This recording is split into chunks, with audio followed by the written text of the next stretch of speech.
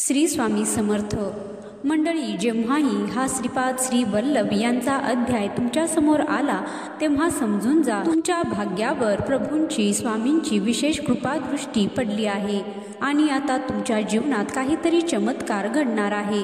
म्हणूनच हा अध्याय तुमच्या समोर आला आहे. हा अध्याय म्हणजे दत्तप्रभूंचा अनमोल कृपा प्रसाद आहे. श्रीपाद श्री वल्लभ सारामृतमधील हा 11वा अध्याय अत्यंत प्रभावशाली आहे आणि तो प्रत्येकाला सहज मिळत नाही. जेव्हा माणसाचे पुण्य फळाला येते, जेव्हा दत्तप्रभूंची कृपा त्याच्यावर होते, तेव्हाच हा अध्याय त्याच्यासमोर येतो. म्हणूनच हा अध्याय चुकूनही दुर्लक्षित करण्याचा प्रयत्न करू नका. जर तुम्ही या अध्यायाकडे दुर्लक्ष केलेत तर समजून जा की तुम्ही स्वतःच्या हाताने प्रभूंचे आशीर्वाद गमावले आहेत. कारण म्हणतात ना, देव देतो पण घेणारा घेत नसेल तर तो प्रसाद हातातून निसटून जातो. म्हणूनच हा अध्याय शेवटपर्यंत ऐका, मनापासून ऐका. कारण हा अध्याय तुमच्या नशिबाचे दरवाजे उघडणारा आहे आणि तुमच्या जीवनात प्रकाश आणणारा आहे. जर तुम्हाला आयुष्यभराचं दुःख संपवायचं असेल, जर तुम्हाला पापांच्या ओझ्यातून मुक्त व्हायचं असेल, जर तुम्हाला आयुष्यात प्रकाश पाहायचा असेल, तर या क्षणी जे ऐकणार आहात ते पूर्ण ऐकाच. कारण ही साधी गोष्ट नाही, ही आहे स्वतः दत्तावतार श्रीपाद श्री वल्लभ प्रभूंची वाणी. हे वचन तुमच्या नशिबाला बदलून टाकेल. हे वचन तुमचं भविष्य उजळवेल. हे वचन तुमच्या हृदयात अमर्याद शांतता भरेल. असं म्हणतात की जो हे अभयवचन पूर्ण भक्तिभावाने ऐकतो त्याला यमदूत जवळ येऊ देत नाही, अपमृत्यूचा धक्का लागत नाही आणि त्याचा प्रत्येक श्वास प्रभूंच्या कृपेने ओतप्रोत भरतो. मंडळी, हा क्षण तुमच्या आयुष्याचा सर्वात पवित्र क्षण आहे. कारण तुम्ही आता ऐकणार आहात श्री दत्तप्रभूंचे थेट अध्याय, जे मात्र श्रवण केल्याने पुण्य देणारं आहे. म्हणून विनंती आहे, पूर्ण मन लावा, पूर्ण श्रद्धा लावा आणि पूर्ण भक्तिभावाने ऐका. कारण ही वेळ तुम्हाला पुन्हा मिळणार नाही. आणि हो, जर हा अध्याय तुमचं मन हेलावून टाकत असेल तर व्हिडिओला नक्की लाईक करा. कमेंट बॉक्समध्ये श्री गुरुदेव दत्त तसेच स्वामी समर्थ लिहायला विसरू नका. आणि जर ही कृपा तुम्हाला इतरांपर्यंत पोहोचवायची असेल तर हा व्हिडिओ जास्तीत जास्त शेअर करा. तसेच तुमच्या भावना आमच्यापर्यंत पोहोचण्यासाठी कमेंट बॉक्समध्ये कमेंट करा.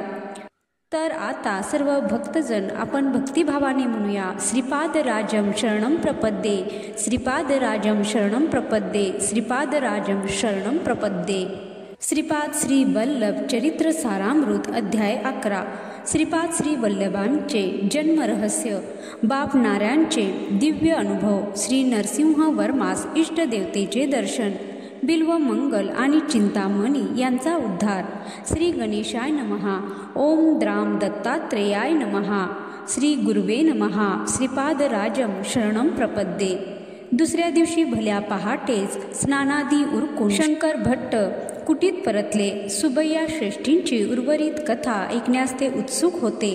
त्यावेळी सुबैया आपली नित्यपूजा आटपून ध्यानाला बसले होते. शंकर भट्टही मग तिथेच आसनस्थ होऊन मनोमन नामस्मरण करू लागले.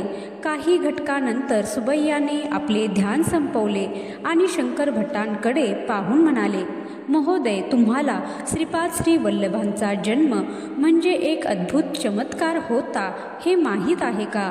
अनुसया मातेसमान असलेली सुमती महाराणी शनिप्रदोष व्रत अतीव श्रद्धेने करीत असे. त्याच पुण्यप्रभावाने श्री दत्तप्रभू तिच्या उदरी श्रीपाद श्री वल्लभांच्या रूपाने उतरले.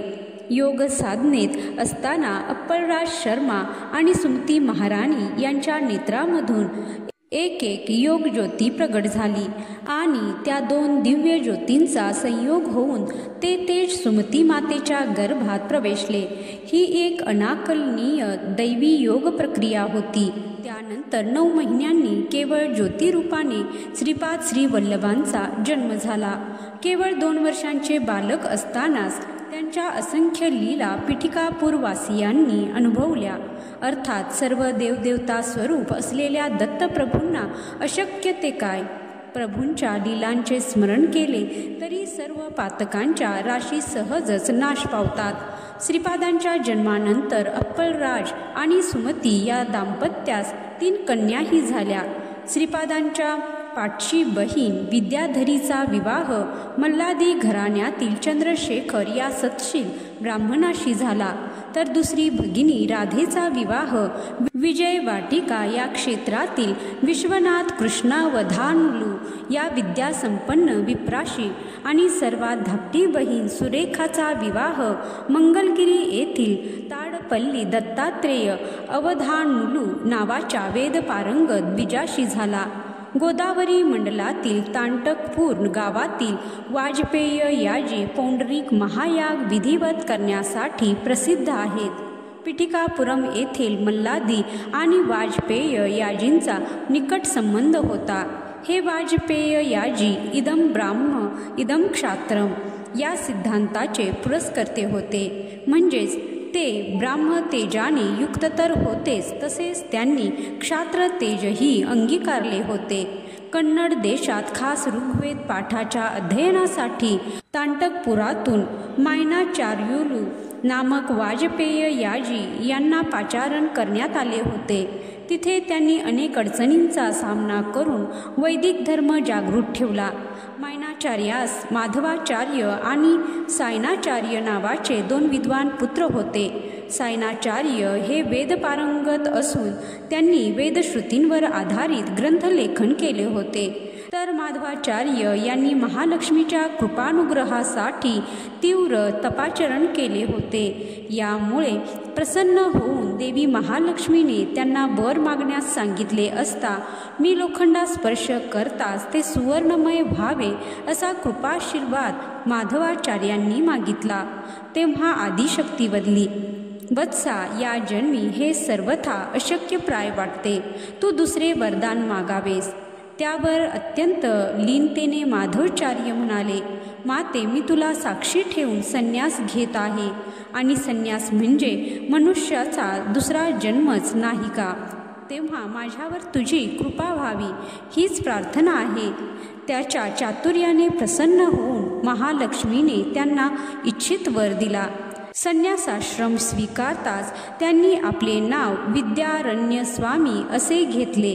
त्यांना श्रीपाद प्रभूंचाही अनुग्रह प्राप्त झाला होता.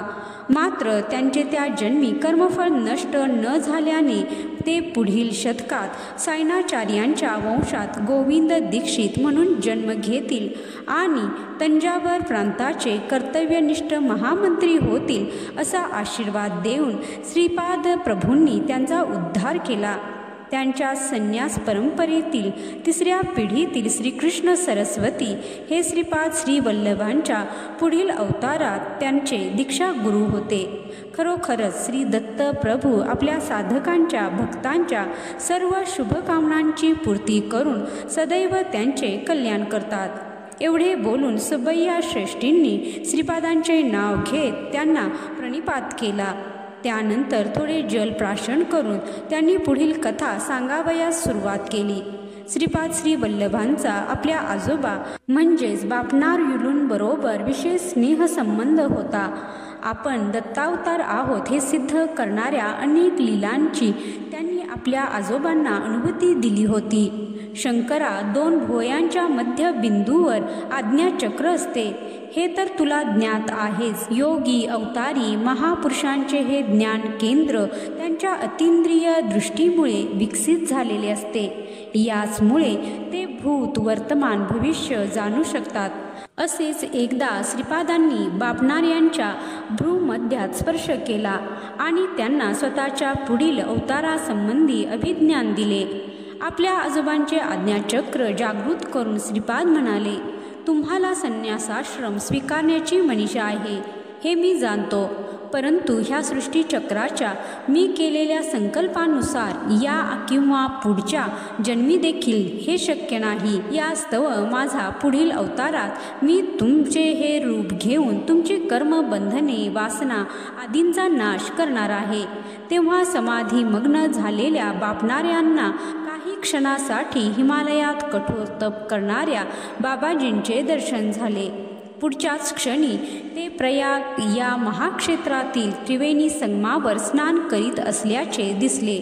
काही वेळात तिथे श्रीपाद श्री वल्लभ दिसू लागले आणि बघता बघता हे स्वरूप कुक्कुटेश्वराच्या स्वयंभू दत्त मूर्तीत विलीन झाले.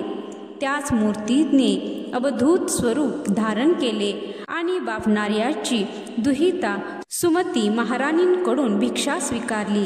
त्याच अवधूताने श्रीपाद श्री वल्लभांचे बालरूप घेतले आणि ते सुमती महाराणीच्या मांडीवर हसू खेळू लागले.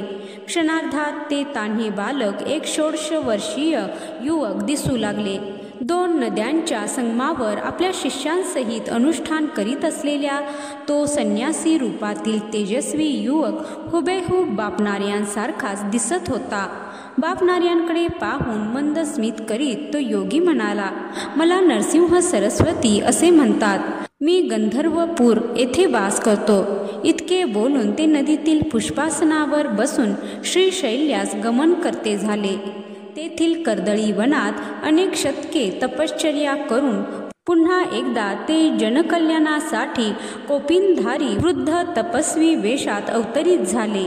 आपण श्री स्वामी समर्थ असल्याचे सांगून त्यांची प्राणशक्ती वटवृक्षात विलीन झाली आणि त्यांचे दिव्य स्वरूप श्रीशैल्य येथील मल्लिकार्जुन शिवलिंगात अदृश्य झाले. त्याचवेळी त्या शिवलिंगातून देववाणी ऐकू आली, बापनार्या, तू केलेल्या अध्वर्यत्वाने श्रीशैल्या सूर्यमंडळातील तेजाचा शक्तिपात झाला होता. त्याचेच फलस्वरूप म्हणून तुला त्रिमूर्ती दत्तात्रयांचे स्वरूप असणारा मी श्रीपाद श्री वल्लभ, नरसिंह सरस्वती आणि स्वामी समर्थ या 3 रूपांचे दर्शन देऊन अनुग्रहित करीत आहे. अष्टभाव जागृत झालेले बापनार्य सद्गदित होऊन नमन करीतच होते. त्याच क्षणी ते समाधीतून बाहेर आले.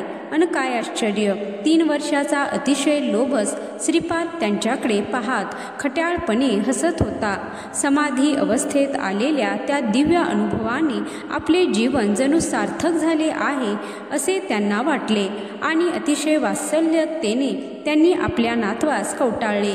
बापनार्य आणि अप्पलराज शर्मा या दोघांच्याही घरी अग्निहोत्र करीत असत. साधारणपणे शमी अथवा पिंपळाची काष्ठेक अग्निकुंडात ठेवून अग्नींची पूजा करतात. मात्र बापनार्य आणि अप्पलराज हे दोघेही समिधा अग्निकुंडात घालून केवळ वेद मंत्रोच्चारण करून अग्नी निर्माण करीत असत. त्या दिवशी मात्र बापनार्युलूंनी अनेकदा वेदमंत्र म्हणूनही अग्नी प्रकट झाला नाही. बापनार्य अगदीच हताश झाले. तेथेच खेळत असलेल्या बाळ श्रीपादांनी आपल्या आजोबांचीही अवस्था पाहिली आणि अग्निकुंडाकडे दृष्टिक्षेप करीत म्हणाले, अग्निदेवा, माझ्या आजोबांच्या देवकार्यात तू अडथळा आणू नये अशी माझी तुला आज्ञा आहे. तत्क्षणी अग्निकुंडात अग्नी प्रज्वलित झाला. हा चमत्कार पाहून बापनार्य दिग्मूढ झाले. दुसऱ्या एका प्रसंगी बाळ श्रीपादांनी आपल्या मातुलू आजोबांना त्यांच्या पूर्वजन्मासंबंधीची एक कथा सांगितली. कृतयुगात बापनार्यालू हे लाभाद नामक महर्षी होते. त्यांचा मंगल महर्षी नावाचा एक शिष्य होता. एकदा दर्भ कापताना चुकून त्याच्या हाताला जखम झाली आणि त्यातून रक्त वाहू लागले. मात्र त्या रक्ताची गाठ होऊन त्यातून सुगंधित अशी विभूती निर्माण झाली. ते पाहून त्या शिष्याला आपणास सिद्धावस्था प्राप्त झाली आहे असा अहंकार निर्माण झाला. तेव्हा श्री महादेव तेथे अवतीर्ण झाले. मंगल महर्षींकडे पाहत त्यांनी स्वतःचा हस्त सहजच वर केला अन हिमगिरीवरून बर्फ पडावा तशी विभूती शिवाच्या हातातून पडू लागली. सदाशिव गंभीर स्वरात म्हणाले, त्रेतायुगात भारद्वाज ऋषी पिठिकापुरम इथे सविस्तृत काठक यज्ञ करतील. या महाचयनामध्ये उत्पन्न झालेल्या विभूतीपैकी केवळ लवमात्र विभूती मी तुला दाखवली. श्री शंकरांचे ते बोलणे ऐकून मंगल महर्षींचे गर्वहरण झाले आणि त्याने प्रभू साष्टांग नमन केले. पिठिकापुरम या क्षेत्राचे असे महात्म्य आहे. श्रीपादांचे असे कितीतरी अनाकलनीय आणि दैवी चमत्कार बापनार्य, व्यंकटपय्या श्रेष्ठी आणि नरसिंह वर्मा यांनी अनुभवले होते. एके दिवशी नरसिंह वर्मा बाळ श्रीपादांना आपले शेत आणि इतर जमीन दाखवण्यासाठी आपल्या घोडागाडीतून घेऊन गेले. त्यांची मुबलक जमीन होती. त्यांच्या सुपीक शेतात विविध प्रकारची पिके, भाज्या आणि फळांचे उत्पन्न होत असे. मात्र एका शेतातील दोडक्याचा वेल बहरत नसे. कधी काळी चुकून एखादे फूल आले तरी ते एकतर गळून जाई अथवा सुकून जायचे. त्यातूनही त्या वेलीस एखादे फळ आले तर ते अतिशय कडवट असे आणि कोणीही खाऊ शकत नसे. नरसिंहवर्मांनी तो दोडक्याचा वेळ बाळ श्रीपादांना दाखविला आणि म्हणाले, श्रीपादा, या वेलीचे दोडके नेहमीच कडू निघतात बरे. त्यावर हसत श्रीपाद उत्तरले, आजोबा, ही भूमी अतिशय पवित्र असून पुरातन काळी अनेक दत्तोपासक इथे साधना करीत होते. श्री दत्तात्रेयांचे बालस्वरूप असलेल्या माझ्या पदस्पर्शासाठी ही धरणी माता आतुर झाली होती. तिचे हे मागणे तिच्या भाषेत आपणास सांगत होती. आज या भूमातेची प्रार्थना फळास आली आणि तुम्ही मला येथे घेऊन आला. यापुढे या वेलीस उत्तम प्रकारचे दोडके येतील. बाळ श्रीपादांचे हे वरप्रद बोलणे ऐकून नरसिंहवर्मा अतिशय आनंदित झाले आणि कृतज्ञतेने म्हणाले, प्रभो, आपल्या कृपादृष्टीमुळेच यापुढे 14 दोडके या शेतात उत्पन्न होतील, यात काहीच शंका नाही. मात्र माझी प्रार्थना आहे, आपण या दोडक्याचा प्रसाद म्हणून स्वीकार करावा. त्यांचा भक्तिभाव जाणून श्रीपाद स्वीकृती देत म्हणाले, आजोबा, आमच्या घरी सर्वांनाच दोडक्याचे वरण आवडते. तुम्ही तयार झालेले दोडके आमच्या घरी पाठवा, मी अवश्य ग्रहण करीन. नवलाईची गोष्ट म्हणजे त्या प्रसंगानंतर त्या वेलीस अतिशय रुचकर असे भरपूर दोडके येऊ लागले. बाळ श्रीपाद नरसिंहवर्मांच्या शेतातून खेळत बागडत फिरू लागले. थोड्या वेळाने तिथे आसपासच्या पहाडांवर राहणारे काही भिल्ल युवक युवती आले.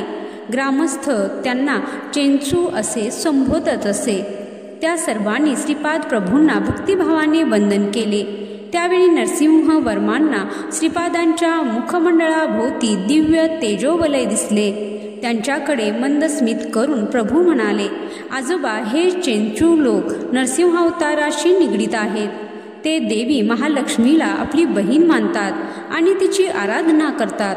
तुम्हीही श्रीहरी विष्णूंचा अवतार नरसिंह यांचे भक्त आहात. तुम्ही या चेंचू लोकांची मनपूर्वक प्रार्थना केल्यास तुम्हाला तुमच्या इष्टदेवतेचे दर्शन होईल. क्षणभर बाळ श्रीपाद आपली थट्टा मस्करीच करीत आहेत असे नरसिंहवर्मांना वाटले. तरीही त्यांच्या बोलण्यावर विश्वास ठेवून त्यांनी त्या चंचू युवक युवती श्री नरसिंह स्वामींचा दर्शन लाभ व्हावा अशी विनवणी केली. त्यावर आपली अशी इच्छा असेल तर आम्ही आत्ताच आमची बहीण चंचू लक्ष्मी आणि तिचा पती नरसिंह यास आपणाकडे घेऊन येतो असे म्हणून हसत हसत ती मंडळी निघून गेली. क्षणभर विश्रांती घेऊन सुबैया म्हणाले, शंकर भट्टा श्रीपादांचे प्रत्येक वचन लीला त्यांच्या साधक भक्तांच्या हितकल्याणासाठीच असत.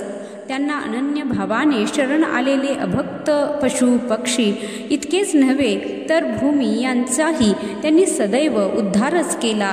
कर्मसंयोगाने मीही त्याच वेळी नरसिंहवर्माच्या शेताजवळून चाललो होतो. श्रीपाद प्रभूंनी मला हाक मारून जवळ बोलवले आणि म्हणाले, सुबैया श्रेष्ठी, त्या वृक्षाजवळील मार्गावरून कोण येत आहे ते पाहिलेस का? अरे, ते बिल्वमंगल आणि चिंतामणी वैश्य आहेत. तू आता त्वरित या ठिकाणी वाळलेल्या काटक्यांचा ढीग करून पेटव.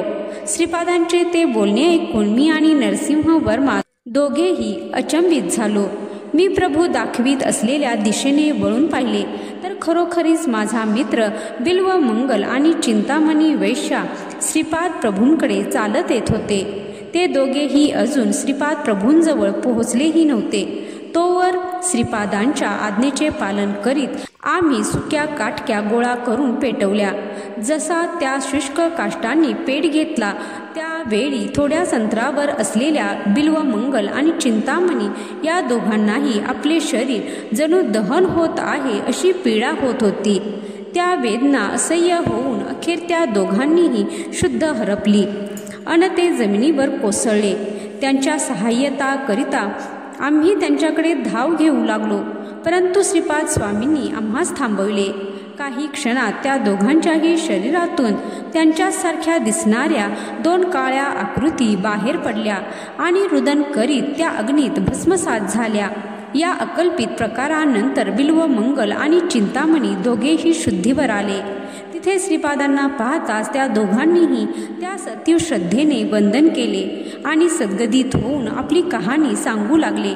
ते दोघेही गुरुवायूर क्षेत्री श्रीकृष्णांच्या दर्शनासाठी गेले असता सुदैवाने तिथेच त्यांना कुरूर अम्मा नावाच्या महायोगिनीच्या दर्शनाचाही लाभ झाला. तिने सहजच त्या दोघांना श्रीपाद श्री वल्लभ दर्शन प्राप्तिरस्तु अर्थात श्रीपाद श्री वल्लभांचे तुम्हास लवकरच दर्शन घडेल असा कल्याणप्रद आशीर्वाद दिला. त्या अधिकारी योगिनीने दिलेल्या अभिप्सिताच्या दैवी प्रभावाने बिल्वमंगल आणि चिंतामणीच्या मनात भक्ती वैराग्याचे बीज पेरले गेले. पिठिकापुराकडे येत असताना मार्गात त्यांना मंगलगिरी हे जागृत स्थान लागले. तेथील नरसिंह स्वामींचे दर्शन घेत असताना त्यांनी हे स्वामी कुरूर अम्मांच्या शुभाशीर्वादाने जेव्हा आम्हास दत्तावतारी श्रीपाद प्रभूंच्या दर्शनाचा लाभ होईल त्याच वेळी त्यांच्याबरोबर आम्हास आपले म्हणजे श्री नरसिंहाचेही दर्शन होईल असे सौभाग्य आम्हास प्राप्त व्हावे अशी प्रार्थना केली. मी आणि नरसिंह वर्मा ह्या सर्व अतर्क्य घटना पाहून स्तंभित झालो होतो. एवढ्यात तेथे पहाडी भिल्ल आमची बहीण चेंचूल लक्ष्मी हिला घेऊन त्या स्थळी आली. त्या युवक युवतींबरोबर श्री नरसिंह देवही होते. दोन्ही हात मागे बांधलेल्या श्री नरसिंह देवास त्या चेंचू लोकांनी श्रीपाद प्रभूंसमोर आणून उभे केले. अशा एकामागून एक घटना घडत असलेल्या विचित्र लीला पूर्वी कधी कुठल्याही युगात झाल्या असतील असे मला वाटत नाही. श्री नरसिंह स्वामींकडे दृष्टिक्षेप टाकत श्रीपाद प्रभू प्रश्न विचारू लागले. पूर्वयुगातील नरसिंह तूच आहेस ना?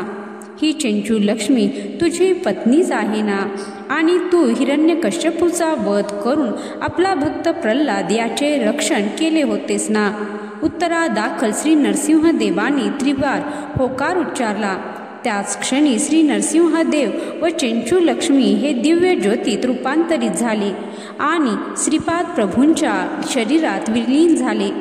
त्याचबरोबर ते सर्व पहाडी चेंचू लोकही अंतर्धान पावले.